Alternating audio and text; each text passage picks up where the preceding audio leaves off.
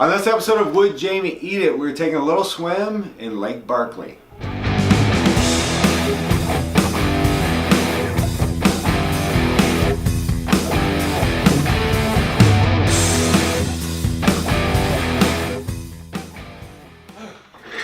Welcome back to episode 6 of Would Jaime Eat It? I am Jaime, this is Barclay, and today we're going to go through Bark's day a little bit. Bark?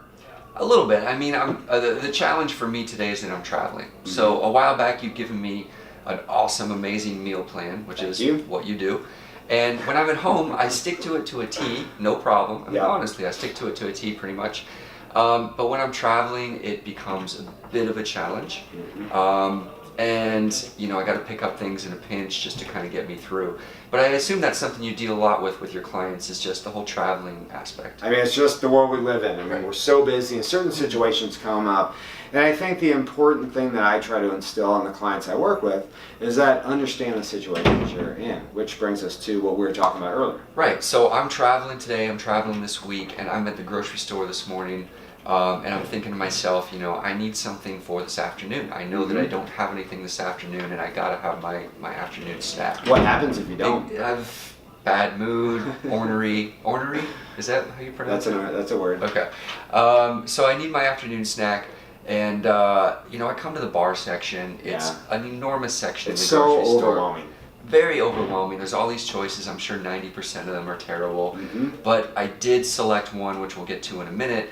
But just talk about bars for a minute and your kind of take on bars in general. Sure. I mean, like you said, bars, there's a million of them out there. A lot of them aren't that good just because, like we always talk about, the ingredients are terrible. Yeah. But I think if you do have some good choices, I think it all goes back to understanding your situation. You know, is this a breakfast item? Is this taking the place of your breakfast? Is it taking the place of a lunch? Or is it a mid-afternoon snack to get you through a few more hours? Or is it post-workout? So I think one of the biggest things about bars and choosing bars is that you got to understand what your situation is. Right, exactly. And that's what I tried to do. We'll see if I made the right selection. Are you nervous? I'm a little nervous to see if Jaime's going to eat this or not. But I did select a grass-fed whey OATMEGA chocolate mint crisp protein bar. It sounds yummy, and I think I made the right choice, but let me ask you this: why did you choose this one? Or now, why did you choose it? What made you pick that bar up? So there's two things on the packaging here that stood out to me right away. One was grass-fed whey, and the other was chocolate mint crisp, because I'm a big mint guy. So those two things got me, and then I flipped it over, looked at the ingredients and the nutritional content, and I think I made the right choice. But I don't know, man. Would you eat it? Let's have a look. All right, so I did look at this earlier, but I didn't tell Barclay if I would eat it or not. That's a little surprise we'll keep to ourselves. So the good is that I do like that the whey comes from cows that are grass-fed. Right. It does have a great balance of carbohydrate, fat, and protein. The carbohydrates, about 21 grams, and 7 grams of that is fiber, 5 grams of sugar, so it's a fairly low sugar content. Yep. The fat is 7 grams and the protein is 14 grams, so a nice balance. So putting this in that mid-afternoon time will carry you through a few more hours, which is great. The one thing I do like about this that I didn't catch when I was making my notes is that this company donates their bars to local food banks, helping the community, which is awesome. Okay. It also has a good amount of omega-3s, which it should, by the name OATMEGA. The bad is that the ingredient list is not simple. It's a pretty long list, which I try to shy away from. But none of the ingredients in this list cause red flags. Scare you? Yeah, nothing scares me about that list.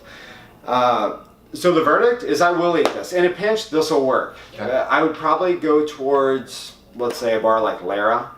Lara, if that's how you pronounce it, that has lesser ingredients, probably 4 to 7 ingredients. It may have a different breakdown of carb, fat, and protein, but again, understand the situation first. Exactly. Okay, so I'll eat it. I win. You win. You can eat it today.